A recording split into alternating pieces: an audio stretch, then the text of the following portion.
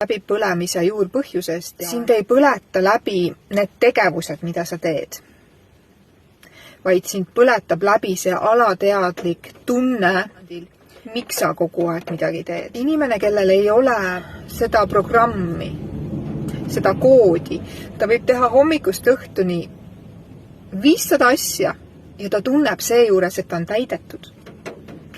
Ja nüüd läbipõlemise programmiga inimene teeb päevas 200 asja, võib-olla ta teeb 5 asja ja ta tunneb seejuures, et ta on kohutavalt läbi põlenud. Ehk siis läbi ei põleta sind need asjad, mida sa teed, näiteks 8–5 töö, toome näite, see ei põleta sind läbi, töö ise ei põleta sind läbi, ei ole vahe. On seal all programm. Üks on see, et ma endiselt, kui ma olen täiskasvanu, proovin tõestada ja soovin tõestada ennast oma vanematele, et nad mind märkaksid. Püüan kogu hingest rohkem, kui võib-olla nemad püüdsid. Et see alateadlik püüd näidata vanematele, et ma nii väga püüan, kas te märkate mind, kas te lõpuks nüüd märkate mind. Ja tihtilugu võib olla niimoodi, et vanemad on juba selleks ajaks lihtsalt siit elust lahkunud, aga alateadlikult me ikkagi püüame ja soovime seda tunnustust nende käest saada ja näidata neile, et me olemegi millegis paremad kui nemad. Me olemegi teinud midagi rohkem suurema kirega kui nemad, sest lapsed alati tulevad tegema rohkem, suurejoonelisemalt, ägedamalt, detailsemalt, tiipimalt, alati. Ja vanemad ei märka. Nad ei märka tegelikult, kui palju lapsed pingutavad. Teine asi on see, et otsus, et ma näen oma vanemaid või naabrionu või vanaisa mingis valguses. Ma võtan selle kuvandi, kuidas tema elas endale jumalaks ja ma hakkan selle järgi minema. Ja alateadlikul tasandil ma tahan saada temast paremaks. Ma tahan elada paremini kui tema. Ja siis me kogu aeg püüame.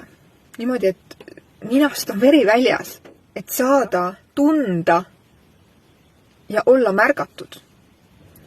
Ja keha tasandil see püüd, kogu aeg püüda, mitte sellepärast, et ma tahan neid tegevusi teha, see on üks asi, aga see tunne, mis on kehas alal, et ma konstantselt 24/7 kogu aeg pean ennast tõestama ja olen nii-öelda pinge all, selle energeetilise pinge all, see energeetiline pinge ja tunne kehas koormab keha rohkem kui mis tahes tegevus. Ja sellepärast inimesed, kes on läbi põlenud 1 kord, 2 kord, 3 korda,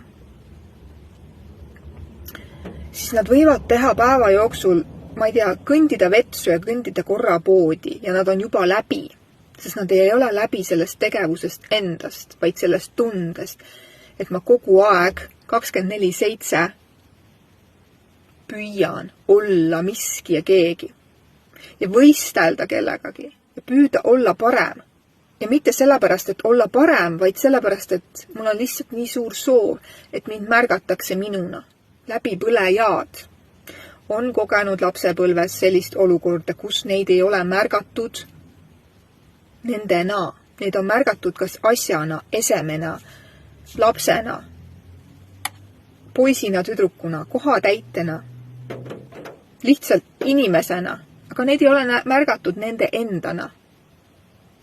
Ja iga hing karjub selle järgi, et neid märgataks nende endana, mitte saavutuste järgi, oi, sa oled nii tubli, sa ehitasid maja või oi, nii tubli, sa lõpetasid ülikooli.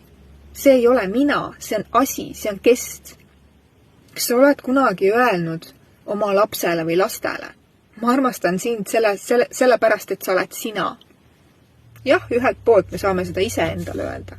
Me tahame kõik olla märgatud. Ja kui me ei saa olla märgatud ja me ei tunne seda, et me oleme päriselt märgatud, siis me hakkame ennast ära andma töösse.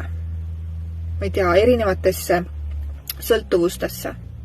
Ja saame aru, et me tegelikult soovime lihtsalt olla märgatud. Sellisena, sellena, kes me oleme hinge tasandil.